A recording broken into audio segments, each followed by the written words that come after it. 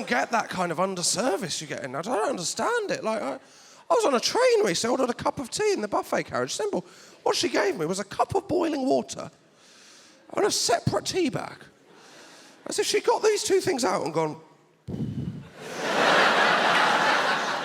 well, I'm out my depth with this one. I mean, I know they're the bits for tea, but I couldn't tell you how they go together.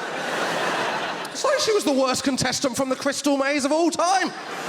Just got him in a room with a cup of boiling water and a tea bag. Get the fuck out of there! It's an automatic lock-in. We can't lose a crystal at this stage. We've only got the Aztec zone to come. I mean, what did she expect I was going to do? Go, oh, thank God you've kept them separate, because unlike other people, I like to put the bag in my mouth. And then just slowly pour the boiling water directly through that. I feel it gives me the perfect brew every time. I mean, everyone wants the tea bag in. I know some people will like the tea weak. No one wants the tea bag to have never been in. No one's going, how weak do I want it? Well, could I have tea in the area? Milk, no, but if a cow could walk past, that'd be awesome. I was going to order a flapjack as well. She'd give me a bag of oats and some honey. We could have a bacon sandwich. No, we have got a pig and a taser gun, so knock yourself out.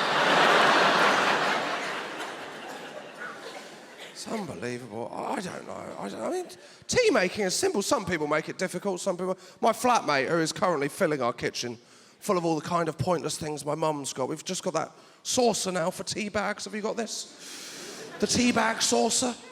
If you haven't got it, what it is, it's very useful, right? What it is, it's a saucer that you keep halfway between your kettle and your bin, right? And it's basically for when you make a cup of tea and then you get the tea bag, look across at the bin and go, well, that's a fucking journey, isn't it? I mean, I'm not going to do that in one go, am I? I need a stop-off, that's what I need. And you walk halfway, put your tea bag down, go back, pick up your cup of tea and walk past the bin and out the kitchen. All we've done is create a kind of tea bag death row, that's all we've done. Tea bags on there going, no, my fate, mate, put me out of my misery. Got a tea bag sauce on our breakfast bar. If you haven't got a breakfast bar, what it is, it's an extra yard of sideboard. And it's for eating your breakfast off. It's when you wake up in the morning, you want to eat your breakfast, but you think, fucking hell, it's too early for a table. I mean, I can't handle one of them until lunchtime. What I want is something slightly higher and less comfortable. That's what I'm looking for here. If there's one thing I don't want to sit at 8 a.m, it's a bar. That is the reason I feel so shit in the first place. But it's difficult, it is. I don't want you to think that I'm one of those people that's pretentious about food. I'm not. These people annoy me. I'm not one of these people. You know the kind of people that pretend they like dark chocolate. I mean, by this I mean anyone that claims to like dark chocolate, because no one actually likes dark chocolate, if you're honest with yourself. No one's eating normal, nice milk chocolate going, well, this is good, but I wish it tasted a bit more like paracetamol.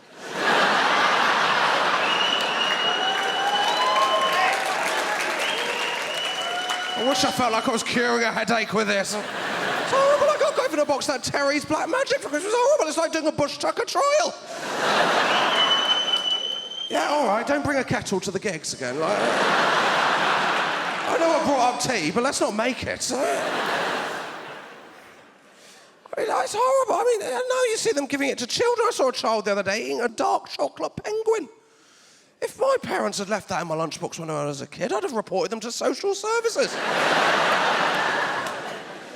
I mean, how can this chocolate bar get any worse unless you've replaced the joke with a depressing fact? 35 million people died during the plague. Well, at least they didn't have to eat this shit. It's horrible. Oh, you get these pretentious chocolates. The worst is giant Toblerone. That is the worst, because that has ideas above its station. Because you always see it in duty-free. I don't know why. Duty-free is meant to be luxury items like champagne or cigars. Giant Toblerone is not a luxury item. Never have I seen it turn up in a hip-hop video.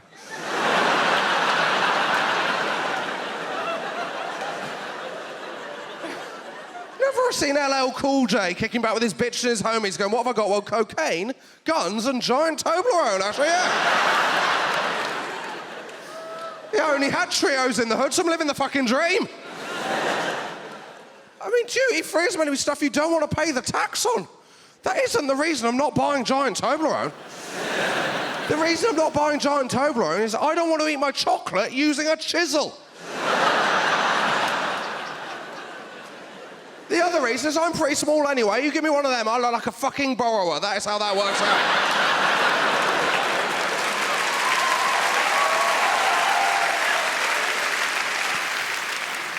No one is trying to avoid the tax on Toblerone. I mean, no one's going, oh, Toblerone. Well, I get mine through Guernsey. That's how I get away with it, yeah.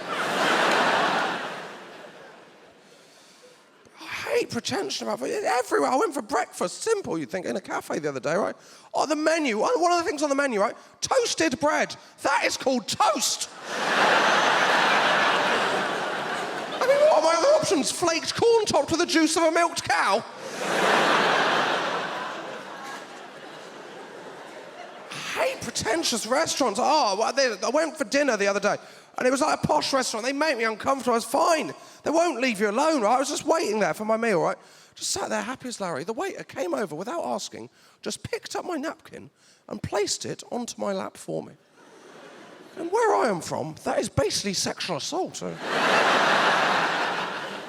I didn't know what to do, because all that's happened in my head there is he's looked at me and gone, well, he's going to be shit at eating.